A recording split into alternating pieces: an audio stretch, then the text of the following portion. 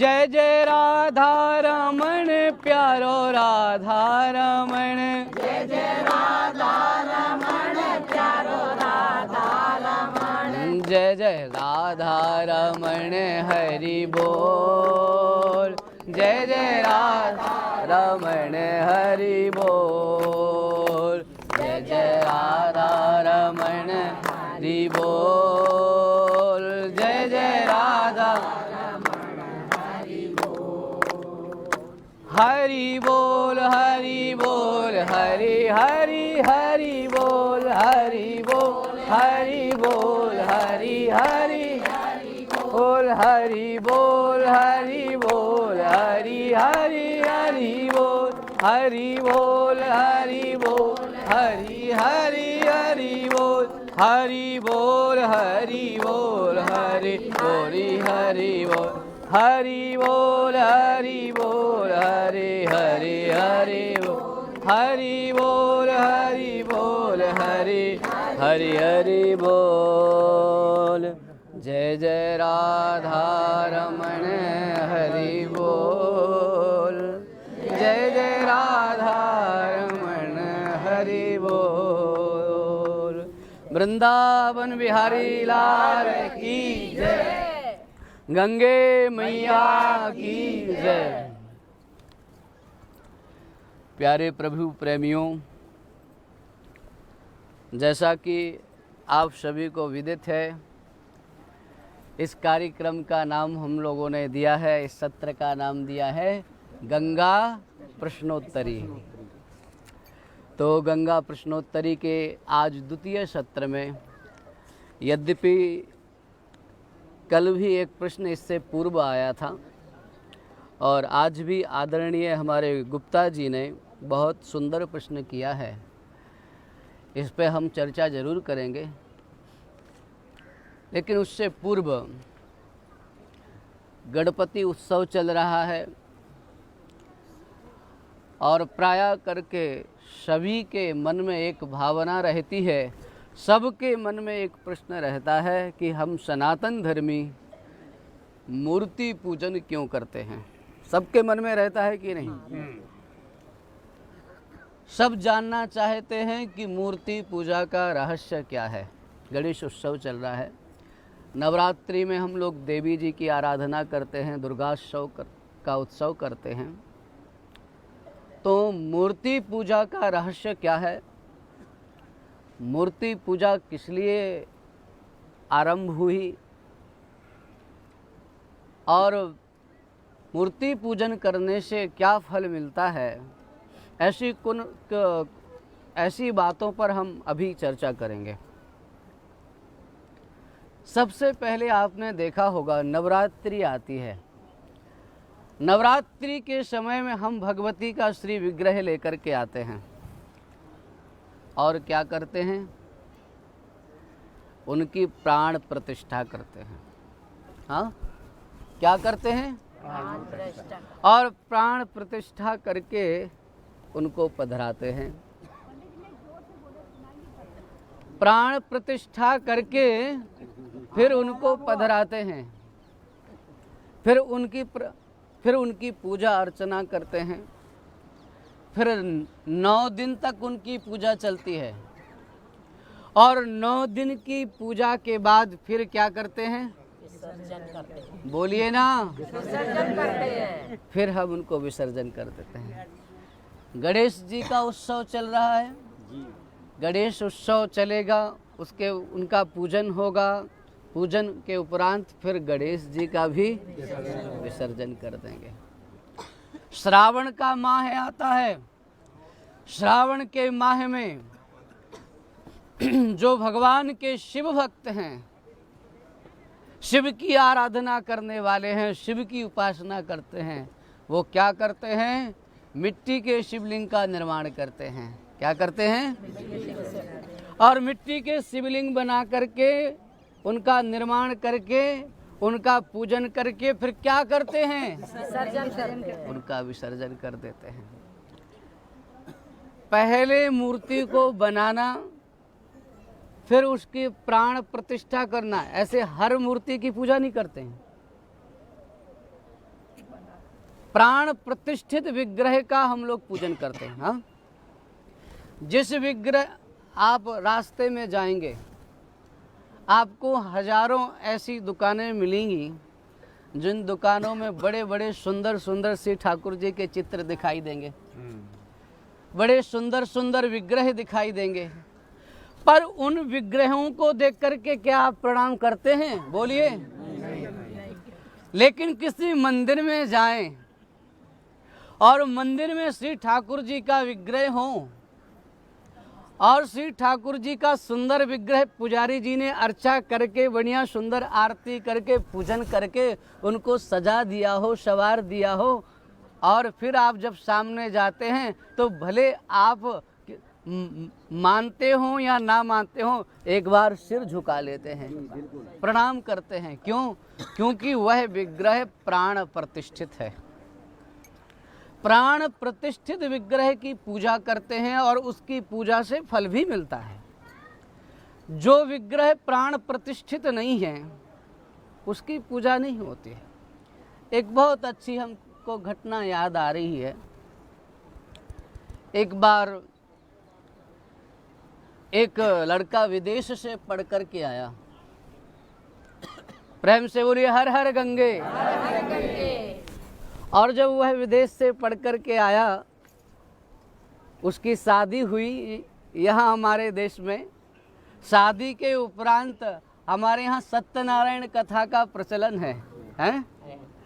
तो सत्यनारायण की कथा पंडित पिताजी ने रखवाई। पंडित जी आए और संयोग से पंडित जी उस दिन गणेश जी को लाना भूल गए।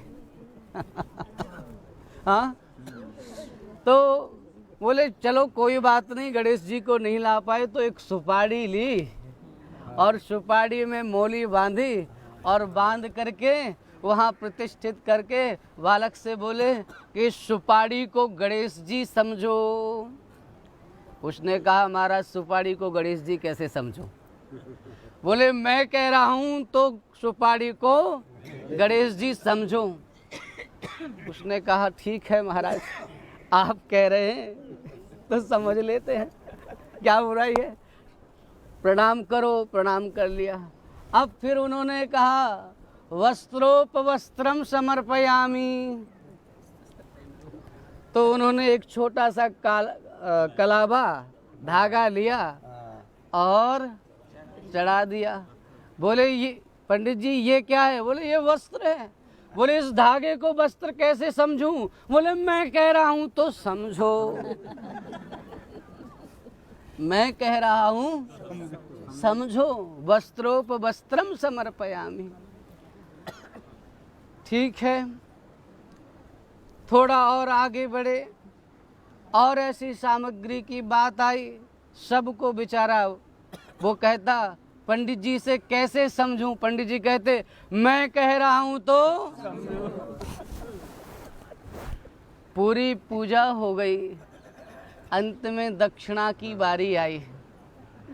लड़का विदेश से पढ़ के आया था। सिगरेट की डिब्बी उसके पास थी, उसमें चमकने वाला कागज था। उसने चमकने वाला कागज निकाला और निकाल करके पंडित जी के हाथ में दिया। पंडित जी ने कहा ये क्या बदतमीजी है?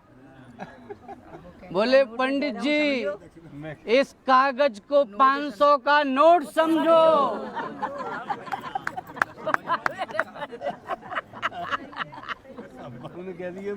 मैं कह दिया। बोले इस 500 के नोट को, इस कागज के टुकड़े को 500 का नोट कैसे समझूं? बोले जैसे मैंने सुपारी को गणेश जी समझा, जैसे मैंने कलावे को वस्त्र समझा, ऐसे ही आप इस चमकते हुए टुकड़े को 500 का नोट समझो। अब विचार करने की बात यह है कि मैं आप सबसे पूछना चाहता हूं कि वो पंडित जी गलत हैं या वो लड़का गलत है?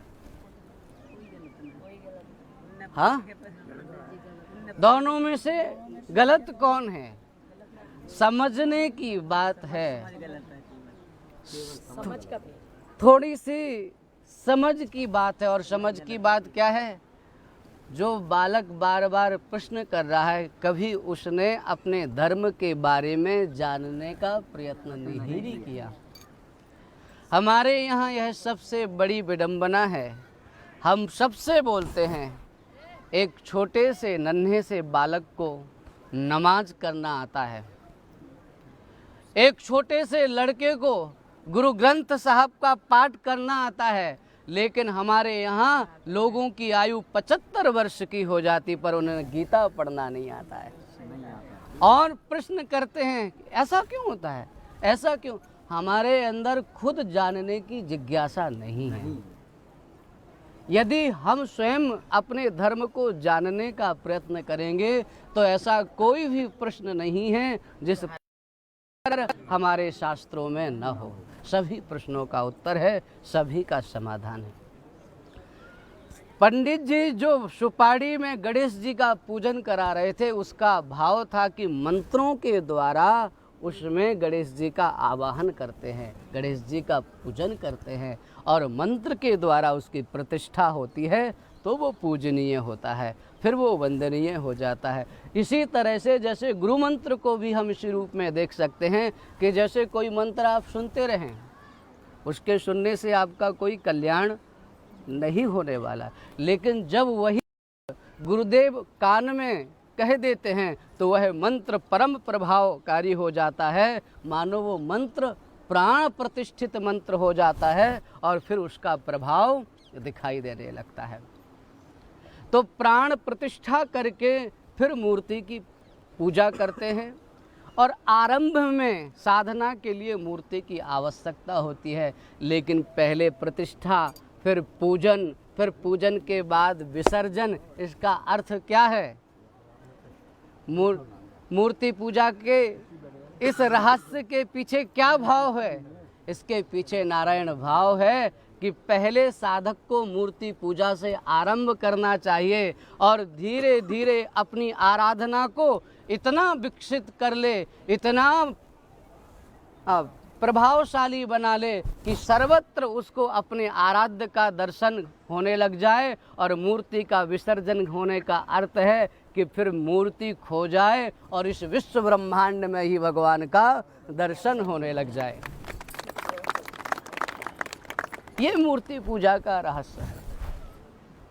इस तरह से हम अपनी आराधना को विकसित कर सकें, इसलिए हमारे सनातन धर्म में मूर्ति पूजा होती है, प्राण प्रतिष्ठा होती है, उनको प्रणाम करते हैं, नमन करते हैं और वहाँ तक हमारी गति होती है। ये तो हुई मूर्ति पूजा की बात।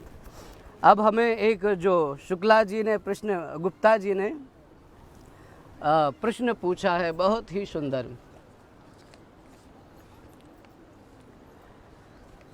इन्होंने लिखा है, अब मुझे ही चूंकि पढ़ना पड़ रहा है तो हाँ, शुक्ला जी पढ़ करके सुना दे तो और अच्छा है। हर हर गंगे, हर हर गंगे। महाराज जी, प्रश्न ये है, आदरणीय गुप्ता साहब ने जो पूछा है कि रहस्य क्या है और क्या महत्व है तथा फल क्या है, बताने का कष्ट है।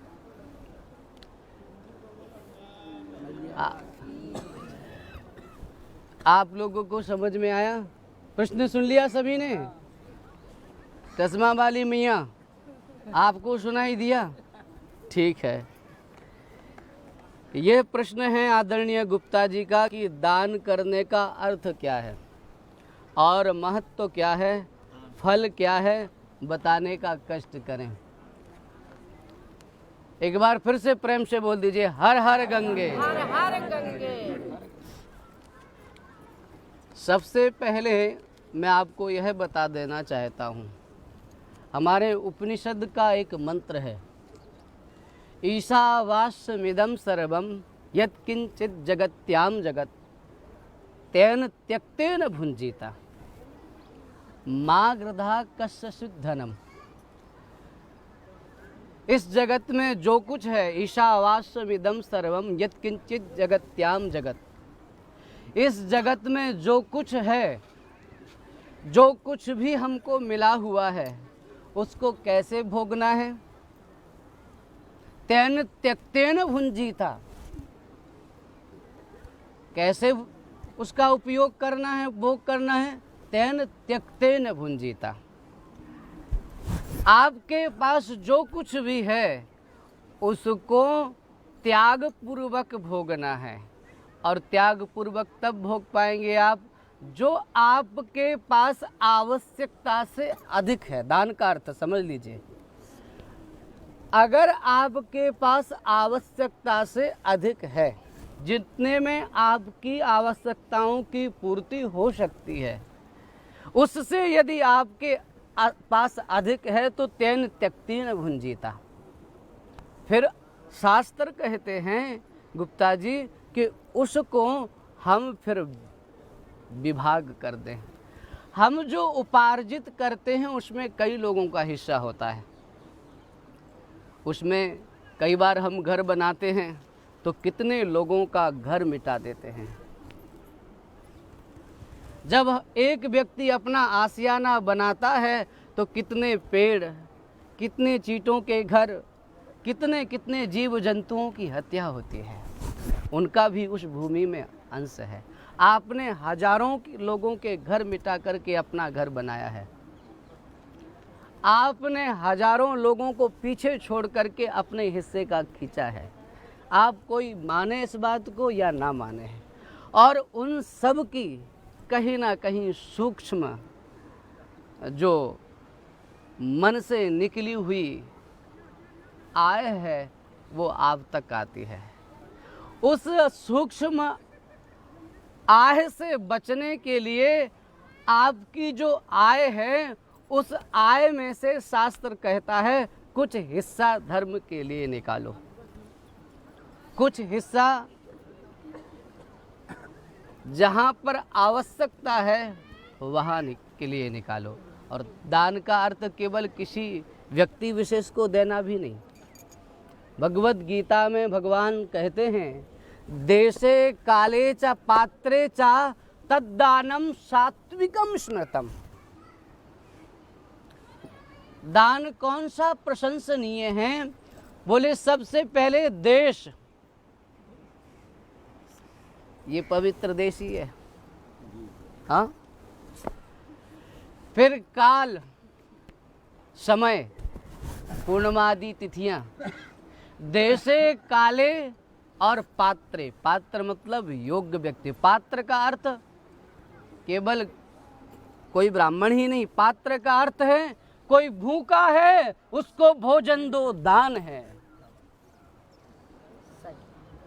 कोई रोगी है, दवा नहीं करा सकता है, उसको औषधि की व्यवस्था कराओ, दान है। कोई शिक्षा इसलिए ग्रहण नहीं कर पा रहा है कि उसके पास पैसे नहीं है। अगर कोई ऐसा बच्चा है जो पैसे के अभाव में पढ़ नहीं पा रहा है, ऐसे बच्चे के लिए धन की व्यवस्था करके उसको उपयुक्त शिक्षा की व्यवस्था कराओ, ये दान है। विद्या का दान करो, औषधि का दान करो और अन्न का दान करो। लेकिन शास्त्र कहता है कब? जब आपके पास आवश्यकता से अधिक हो।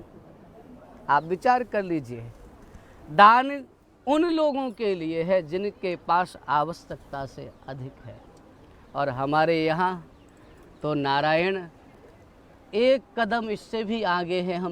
हम लोग तो ऐसे हैं, उस परंपरा से हैं जहाँ स्वयं भूखे रह करके भी दूसरे को देते हैं।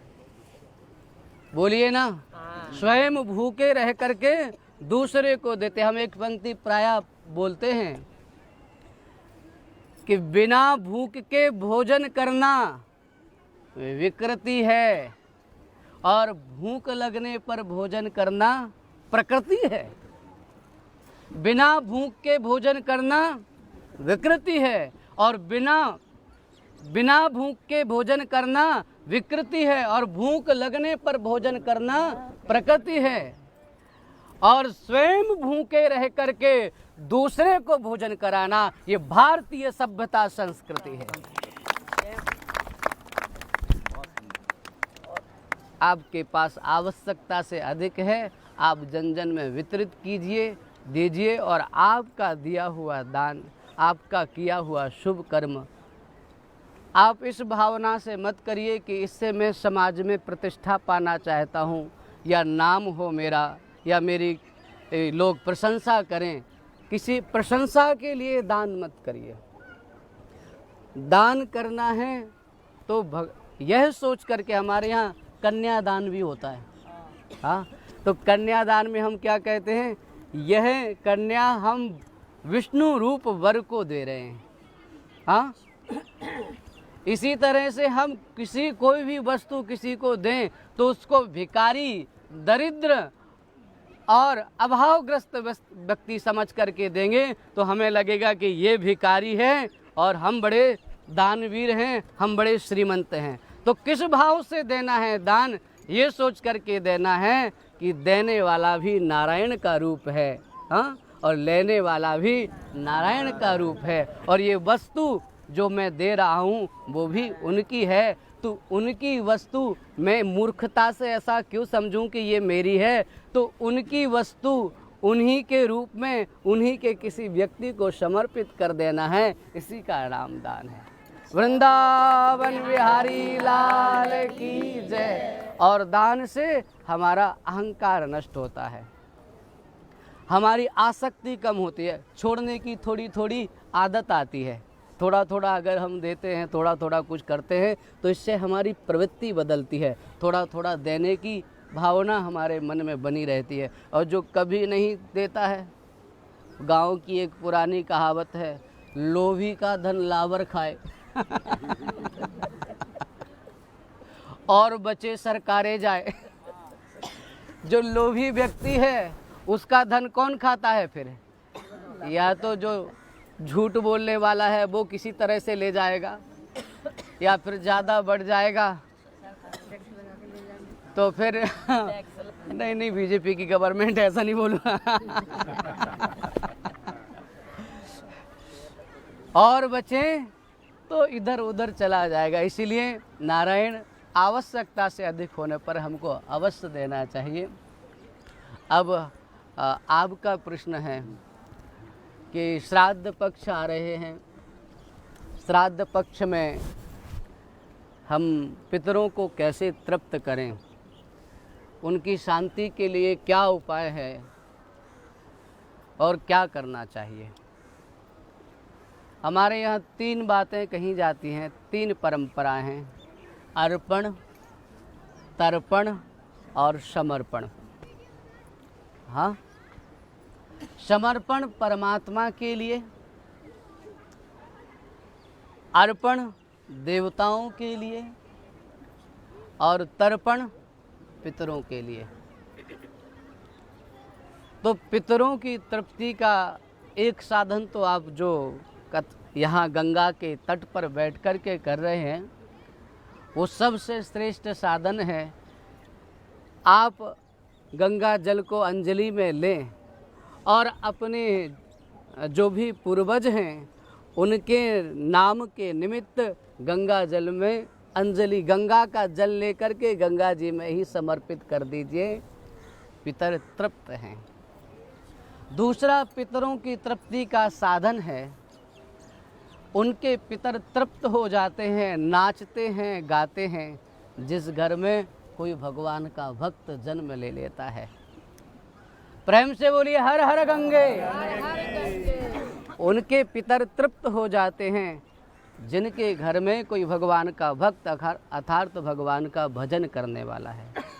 पितरों की तृप्ति का सबसे श्रेष्ठ साधन है, उनके उद्धार का सबसे अच्छा साधन है कि श्राद्ध पक्ष में ही नहीं, पूरे वर्ष भर आप उनके निमित्त गीता का पाठ करिए, आप उनके निमित्त भगवत भजन करिए। यदि आप ऐसा करेंगे तो फिर आपको अतिरिक्त कुछ करने की आवश्यकता नहीं पड़ेगी, आपके भजन साधन से ही आपके पितर तृप्त हो जाएंगे।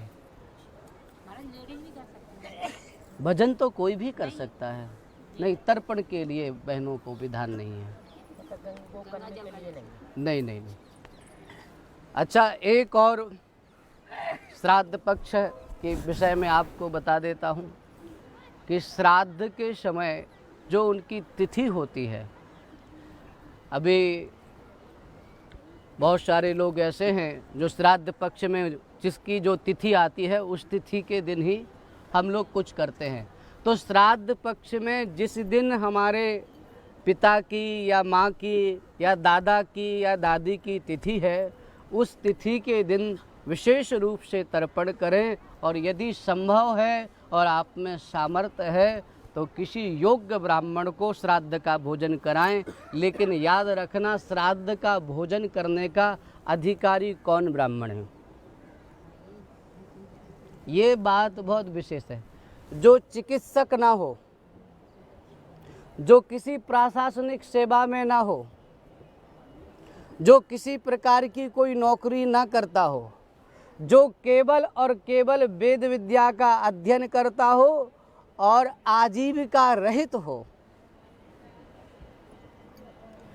और अर्थात कोई उसका व्यवसाय न हो, और केवल और केवल वेदाध्ययन करने वाला हो, त्रिकाल संध्या वंदन करने वाला हो, और जिस दिन श्राद्ध का भोजन करे उस दिन ब्रह्मचर्य से उसने रात्रि व्यतीत की हो, अगर वो ऐसा करता है तभी वो श्राद्ध का भोजन करने का अधिकारी है। जो त्रिकाल संध्या वंदन नहीं करता है, जो वेदाध्ययन नहीं करता है, जो जप तप नहीं करता है, जो सदाचारी नहीं है, ऐसे व्यक्ति को भोजन कराने का अर्थ है कि भस्म में आहुति डाल दो, तो वो उसका कोई अर्थ नहीं है।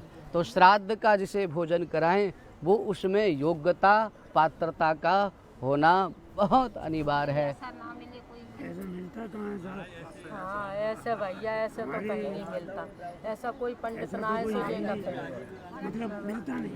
वृंदावन बिहारी लाल की जय। ये देखो, ढूंढने का हमारा काम नहीं है, हमारा प्रश्न क्या उत्तर देने का काम है। अब नहीं मिलता है वो आपकी व्यवस्था है। नहीं महाराज, इसका भी कोई दूसरा उपाय बताइए, ऐसे कैसे हो जाएगा।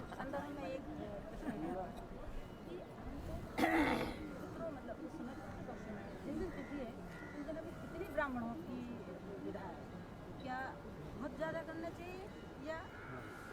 बहुत अच्छा प्रश्न है ये भागवत में भी है। चाहे आप कितने भी सामर्थ्य वाले हो, आप भले 500 ब्राह्मण को भी भोजन करा सकते हो, लेकिन श्राद्ध कर्म में 2 ब्राह्मणों से अधिक को नहीं बुलाना चाहिए। और क्या सुहाग जब कोई स्त्री बाहर गई है तो अपन की लेडीज को निमंत्रण कर देते हैं, क्या लेडीज के जमाने से मतलब जमाने से पितरों में उनको मिल जाता है तृप्ति, या ब्राह्मण को ही जमाना चाहिए? ब्राह्मण के बिना उनकी तृप्ति नहीं है। वही तो बता रहे हैं। आप ब्राह्मण के बिना पितृपक्ष होता, पितृपक्ष नहीं होता है, जैसा कि मैंने सुना जी। तो हमें क्या उस समय आपने किसी सुहागिन को जमाया या किसी का जो भी जिसका दिन है जी। स्त्री का जो भी दिन है जी। वो जमाया, उसके संग में ब्राह्मण को जमाना अनिवार्य है या उसकी तृप्ति हो जाएगी? देखिए, हमारे यहाँ और इसके लिए इनका बहुत ही अच्छा प्रश्न है कि अगर किसी बहन का देहावसान हो जाता है जो सुहागन थी और वो चली गई है, उसके बाद हमारे यहाँ शास्त्र कहते हैं, बहुत अच्छी बात, आप कान खोल करके सुन लीजिए। कोई देवी यदि पति के रहते हुए शरीर को छोड़ती है तो हमारे शास्त्र तो ये कहते हैं उसके लिए अन्य कुछ करने की आवश्यकता ही नहीं है, वो तो अपने पति के रहते हुए उसने स्वर्ग धाम को प्राप्त कर लिया है, उसके लिए अतिरिक्त कुछ करने की आवश्यकता ही नहीं बनती है। लेकिन फिर भी जो क्रियाएं होती हैं इसमें विधि क्रम से ज़्यादा महत्व लोकाचार का है। इसमें शास्त्र की जो परंपरा है वो तो अलग है, लेकिन जो लोक परंपरा है उसी का निर्वाह करना चाहिए, अर्थात किसी बहन को बुला करके ही उन्हीं को ही भोजन कराना चाहिए, उनके निमित्त वही श्रेष्ठ है। वृंदावन बिहारी लाल की जय। ना मिले उसका कोई दूसरा उपाय भी तो होगा, वो भी बता दीजिएगा। हाँ पंडित जी, जैसे पंडित जी देखिए, अगर नहीं मिलते हैं तो आप एक काम करिए, देखो ऐसा किसी ने अभी पूछा, अगर कोई ऐसा योग्य व्यक्ति ना मिले तो क्या करें, ये तो प्रश्न के गर्भ से प्रश्न निकल रहा है। तो अगर कोई ऐसा व्यक्ति ना मिले तो क्या करें, तो बगल से किसी ने ही कान में फुसफुसा दिया है कि अगर नहीं मिले तो गाय को खिला दो। हाँ? अगर नहीं मिले तो गाय को भोजन, पर ऐसा नहीं है कि नहीं मिलते हैं।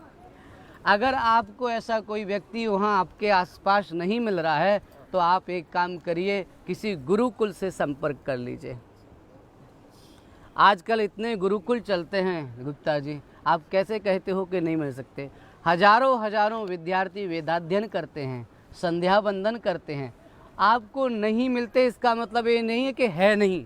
बहुत सारी चीज़ें आपको नहीं मिली तो इसका मतलब वो नहीं है क्या। अच्छे लोग भी हैं, हो सकता है उनका प्रतिशत कम हो, तो अच्छे लोग हैं, ढूंढेंगे तो मिल जाएंगे। आप किसी गुरुकुल में संपर्क करके जो वहाँ के महंत हों, संत हों, उनको बोल दीजिए कि आज हमारे यहाँ इनकी अमुक व्यक्ति की तिथि है, उसके लिए किसी योग्य ब्रह्मचारी को आज के लिए आप वर्णित कर दीजिए ताकि वो हमारे यहाँ भोजन कर सके, या हमारे उनके निमित्त आप वहाँ भोजन करा सकते हैं। वृंदावन बिहारी लाल की जय। अभी हमारे गुप्ता शुक्ला जी का प्रश्न रह गया है। जैसे गुरुकुल आसपास में नहीं हो तो अनाथालय वगैरह में दे सकते हैं। देखिए, श्राद्ध का भोजन तो नहीं देना चाहिए, वो तो किसी ब्राह्मण के लिए ही है। आप अनाथालय में देना है तो आप अलग समय दीजिए, पर श्राद्ध की तिथि के समय में तो किसी ब्राह्मण को ही देना चाहिए। गुरुकुल में महाराज जी, क्या हमें ब्राह्मण पितृपक्ष में उसका मध्याह्न काल में या उसका कुछ ही समय बताया गया है। कुक्षी समय जो बोलते हैं उसको, वो जो पितरों के लिए विशेष माना जाता है, 3 बजे का जो कुतुब काल बोलते, कुतुब काल कहते हैं उसको, कुतुब काल कहते हैं, जो 2 बजे के बाद शुरू होता है, उसी कुतुब काल में श्राद्ध भोजन होता है। उसी भोजन उसी समय में कराना चाहिए। अरे आप जब कुछ काम करते हैं तो 10 दिन पहले से व्यवस्था करते हैं कि नहीं। तो जब आपको ये व्यवस्था करनी है आदरणीय, तो आप उस 10 दिन पहले से व्यवस्था करिए और खोजिए। सब चीज़ों के लिए परेशान होते हैं हम, इसके लिए भी हमें होना चाहिए। वृंदावन बिहारी लाल की जय। अब हमारे आदरणीय गंगापुर सिटी से जो हमारे समन्वय सनातन संस्थान के उपाध्यक्ष हैं, हमारे श्री शुक्ला जी ने एक प्रश्न हमसे कल ही पूछा था कि भगवद गीता में अंत में एक बात आती है समापन के समय, सर्वधर्मान परित्यज्य मामेकम शरणम व्रज। सभी धर्मों का त्याग करके मुझे एक को, मुझ एक की शरण में आ जाओ। तो इन्होंने पूछा, महाराज जी कृपा करके बताइए कि ये सब धर्मों को छोड़ करके क्या तात्पर्य है। अपने जितने भी धर्म कर्म हैं, पूजा पाठ है, ये सब धर्म हैं क्या? इन सभी धर्मों को छोड़ करके भगवान के पास चले जाए, या किसी अन्य विशेष धर्म की बात कर रहे हैं? ये सर्वधर्मान परित्यज्य मामेकम शरणम व्रज का क्या ये भाव है कि अपना जब तम होम पूजन पाठ सब छोड़ दे? बोले नहीं। यज्ञ दान तपः कर्म, यज्ञ दान तप, ये कर्म तो व्यक्ति को जीवन पर्यंत करते रहना चाहिए। कोई सन्यासी ही क्यों ना हो जाए, यदि वो सन्यासी भी हो गया है तो यावत जीवन गुरु और ईश्वर की उसको वंदना करते रहना चाहिए। फिर भगवान की शरण में आने वाले के लिए धर्म के त्याग की बात जो कही गई है वो कौन सा धर्म है? सर्वधर्मान परित्यज्य का अर्थ है कि आध्यात्मिक धर्मों का त्याग नहीं करना है, जो लौकिक धर्म है। लौकिक धर्म क्या है? मेरा पत्नी के लिए क्या कर्तव्य है, कर्तव्य को भी धर्म के रूप में, मेरा पुत्र के लिए क्या धर्म है, मेरी बहन के लिए मेरा क्या धर्म है, मेरे भाई के लिए क्या धर्म। ये जो लोक धर्म है, इस लोक धर्म का त्याग करके, जिसमें आदमी डरता रहता है और भगवान की शरण में नहीं जाता, अगर मैंने ऐसा नहीं किया तो मेरा अनर्थ हो जाएगा। देखो, यदि भगवान के मार्ग में जाते समय ये लौकिक धर्म छूट रहे हैं तो कोई बुराई नहीं है। किसी लौकिक वासना की पूर्ति के लिए अपने लोग अपनी कुल परंपरा के धर्म को छोड़ना पाप है, लेकिन भगवान के लिए, ईश्वर के लिए लोक धर्म का त्याग करना कोई पाप नहीं है। उदाहरण के रूप में हम एक आपको दृष्टांत सुनाते हैं। मीराबाई ने एक पत्र गोस्वामी तुलसीदास जी महाराज को लिखा और उसमें लिखा कि महाराज, घर परिवार के लोग भगवान के भजन में विघ्न उपस्थित कर रहे हैं, क्या करना चाहिए? गोस्वामी तुलसीदास जी ने उस पत्र का जवाब दिया, जाके प्रिय न राम वैदेही तजिए ताहि कोटि बैरीशम यद्यपि परम स्नेही तजो पिता प्रहलाद विभीषण बंधु भरत महितारी बलि गुरु तजो कंत ब्रज बनितन भय मुद मंगलकारी। प्रहलाद ने पिता को छोड़ दिया, भरत ने माँ को छोड़ दिया, ब्रज वनिताओं ने अपने पति को छोड़ दिया, विभीषण ने अपने भाई को छोड़ दिया, लेकिन सबका मंगल हुआ। अर्थात यदि भगवान की भक्ति के मार्ग में बढ़ना, देखो वैसे पत्नियों को अपने पति की आज्ञा माननी चाहिए। पत्नी कहे कि हमको हरिद्वार जाना है भगवान के दर्शन के लिए, और पति कहे नहीं जाना है, पत्नी कहे मुझे पिक्चर देखने के लिए जाना है, पति कहे नहीं जाना चाहिए। अगर वो थिएटर जाती है मूवी देखने के लिए और पति की आज्ञा की अवज्ञा करके जाती है तो वो अनादर है, और यदि भगवान के दर्शन करने के लिए पति की अवज्ञा करके भी जाती है तो भी मंगलकारी है ईश्वर के दर्शन के लिए। इसी तरह से नारायण लोक धर्म को, वहाँ भगवान का अर्थ ये नहीं है कि अपने धर्म का त्याग करके, लोक धर्म का त्याग करके भगवान कहते हैं सब चिंताओं को छोड़ करके, सबके बारे में सोचना बंद करके, माम एकम शरणम ब्रज, तुम मेरी शरण में आ जाओ, तुम्हारा मंगल ही मंगल होगा। वृंदावन बिहारी लाल की जय। हर हर गंगे, हर हर गंगे, हर हर गंगे। आज के सत्र को हम यहाँ विश्राम दें। धूप भी थोड़ी आप लोगों को तेज लग रही होगी आज, हाँ, लेकिन कल थोड़ा और जल्दी आएं क्या, या 7 बजे का समय ठीक है? 7 बजे का समय ही सबको ठीक, 7 बजे का समय ठीक है? तो एक बार प्रेम से कीर्तन करते हुए फिर विश्राम देंगे। जय गंगे जय गंगे जय गंगे माँ जय गंगे, जय गंगे जय गंगे जय गंगे माँ जय गंगे, जय गंगे जय गंगे जय गंगे माँ जय गंगे, माँ जय गंगे, माँ जय गंगे, माँ जय गंगे, माँ जय गंगे, माँ जय गंगे, माँ जय गंगे, जय गंगे जय। तालियों की सेवा हाथ उठा के करते, जय गंगे माँ जय गंगे, जय गंगे जय गंगे जय गंगे माँ जय गंगे, जय गंगे जय गंगे, जय गंगे माँ जय गंगे, जय गंगे माँ जय गंगे, जय गंगे माँ जय गंगे, जय गंगे माँ जय गंगे, जय गंगे माँ जय गंगे, जय गंगे जय गंगे, जय गंगे माँ जय गंगे, जय गंगे जय गंगे, जय गंगे माँ जय गंगे, माँ जय गंगे, माँ जय गंगे, माँ जय गंगे, गंगे मैया की जय। हर हर महादेव, हर हर महादेव।